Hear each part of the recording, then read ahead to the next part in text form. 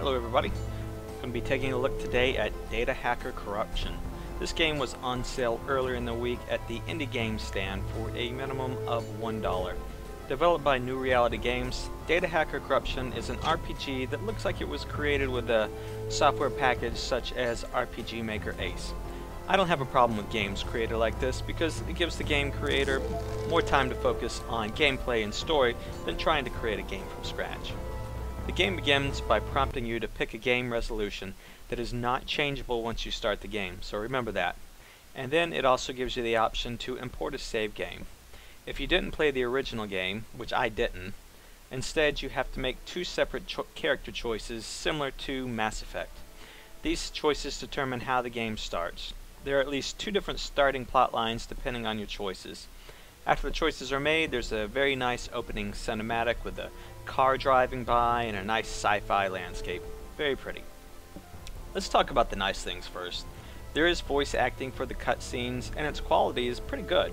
As in traditional RPGs, for the cutscenes that aren't special, it's just a character portrait and a dialogue box showing the conversation going on between the two characters.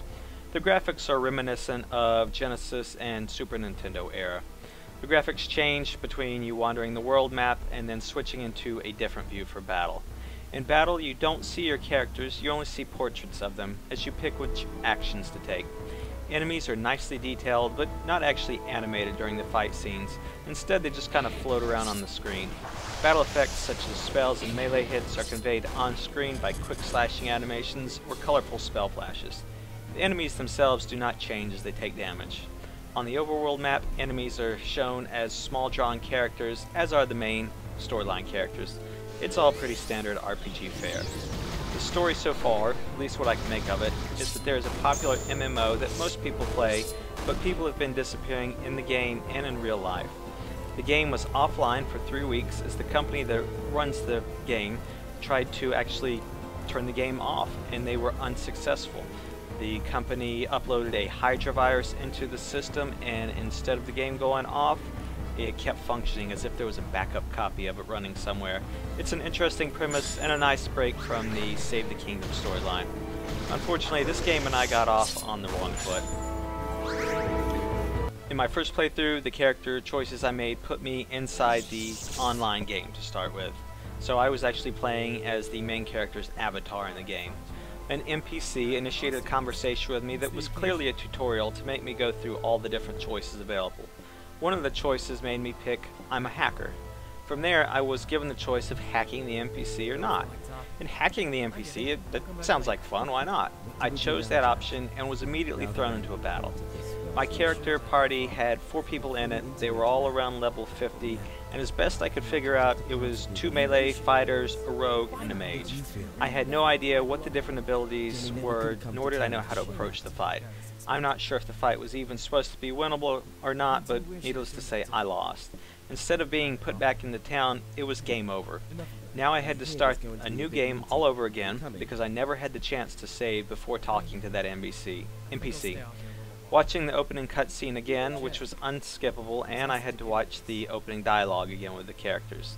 This time when I talked to the NPC, I chose not to hack him, and the game let me continue without a fight. As soon as I started walking around town, my FPS dipped way down into the teens. The game was just, it was lagging so bad. Now, I know lagging refers to online game, but you know, seems kind of appropriate. Either way, the game was just chugging along horribly. I saved the game and restarted. And again, when I restarted, same problem, horrible frames per second. When I started this new game, so I had to start a new game, and when I did, I chose a smaller resolution. Now keep in mind, when you start your game, you have to pick a resolution. So again, I had to start completely over. Had to watch cutscene again, had to sit there and go through the dialogue again. Now I'm going to assume this is a limitation of the RPG software creation tools. So, you know, what are you going to do? So when I restarted, which this is the 3rd time, I selected a smaller resolution and I made different character choices. This time the game started me off in a different location. After a quick dialogue, I was thrown into a map crawling with enemies. There are no random encounters, as you can try to walk past the enemies as you're moving around. However, the enemies make a beeline right for you, and the corridors are so tiny that they may well have been forced battles. The battles themselves were brutal. The enemies hit me like a truck with their AoE spells, and my team must have been armed with twigs and wet toilet paper for armor, because after each battle I had to heal up, I had to use all my healing potions, had to use a tent to rest and restore all their mana, all their action points. If I was doing the battles wrong, there was certainly nothing in the game that was guiding me to say, hey, try this a different way. The worst part was that as the enemies would come after you, they would gang up on you, but you would finish one fight, and then as soon as the fight was done, the game would remember where the next monster was, and you would have to fight the next monster, one right after another, which led to me having to, restart a few times. Luckily, I learned my lesson and I saved the game as soon as I can, but again, it didn't feel fun. It was just brutal the way they kept coming one fight after another. Ultimately, I didn't have very much fun playing this game.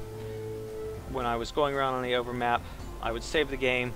Sometimes I would be able to dodge the monsters and I would get so far on the map, and the map would be a dead end.